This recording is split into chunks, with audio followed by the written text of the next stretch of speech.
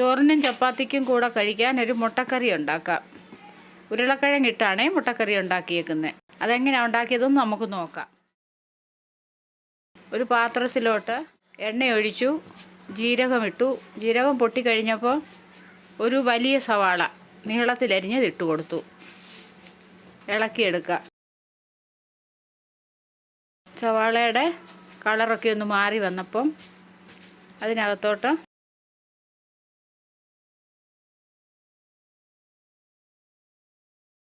രണ്ട് ക്ലോവ്, ഒരു ചെറിയ കഷ്ണം പട്ട,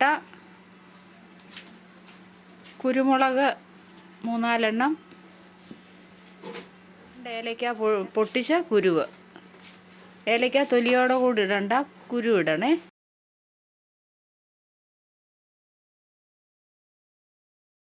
എല്ലാം കൂടെ ഒന്നുകൂടെ ഇളക്കാം. പിന്നെ ഒരു കഷ്ണം ബേ ലീഫും ഇട്ട് അതെല്ലാം ഒന്ന് വഴന്ന് വന്നപ്പോഴത്തേന് ഇഞ്ചിയും വെളുത്തുള്ളിയും കൂടെ ചതച്ചതിട്ടു. കൂടെ തന്നെ ഒരു പച്ചമുളകും വഴറ്റിയെടുക്കാം.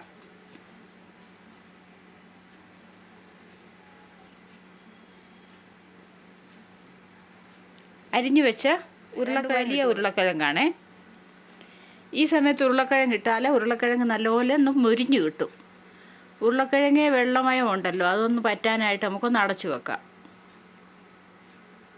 ചെറിയ തീയിലിടണേ, ഉരുളക്കിഴങ്ങ് അടിക്ക് പിടിക്കാം. വലിയ ഒരു തക്കാളി അരിഞ്ഞതും കൂടെ ഇട്ടു. തക്കാളി ഇട്ട കൂട്ടത്തിൽ ഉപ്പിട്ട് കൊടുക്കാം. അപ്പോൾ തക്കാളിയിൽ നിന്ന് വെള്ളമൊക്കെ ഇറങ്ങി വന്ന് നമ്മുടെ മൊരിഞ്ഞിരിക്കുന്ന ഉരുളക്കിഴങ്ങ് വെന്ത് വരും. 2 മിനിറ്റ് നേരം ഒന്ന് അടച്ചു വെക്കാം. തക്കാളി ഒന്ന് സോഫ്റ്റായി വരട്ടെ. ചെറുതായിട്ട് അടിക്ക് പിടിക്കും. അപ്പോൾ തീ കുറച്ചേ ഇടാവും. ഒരു തണ്ട് കരിയാപ്പിലയോട് ഇട്ട് കൊടുക്കാം.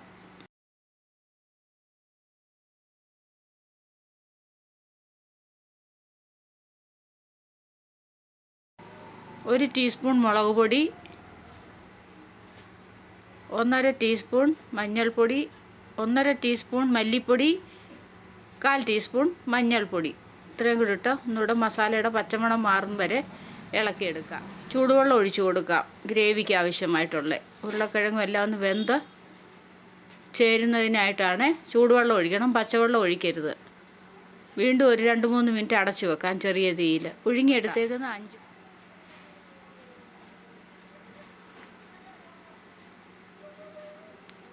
മുട്ടയിൽ ചെറുതായിട്ടൊന്ന് വരഞ്ഞിട്ട് വെക്കണം. അപ്പം മസാലയൊക്കെ അകത്തോട്ട് കയറും.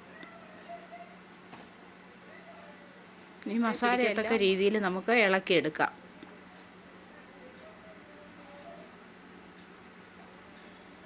മസാലയൊക്കെ ഒന്ന് പിടിച്ച് വരട്ടെ. അതിനുവേണ്ടി നമുക്ക് ഒരു മിനിറ്റ് കൂടെ ഒന്ന് അടച്ചു വെക്കാം.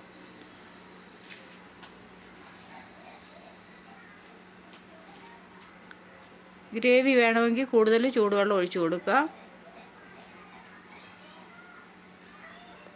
1 ടീസ്പൂൺ ചിക്കൻ മസാലയാണ് ഇട്ട് കൊടുത്തത്.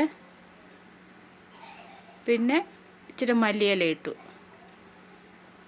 നമുക്കൊരു പാത്രത്തിലോട്ട് വിളമ്പി. എല്ലാവരും ഇങ്ങനെ ഒന്ന് ഉണ്ടാക്കി നോക്കണം. വീഡിയോ ഇഷ്ടമായാൽ ലൈക്ക് ചെയ്യാനും മറന്നു പോകരുത്. Thank you.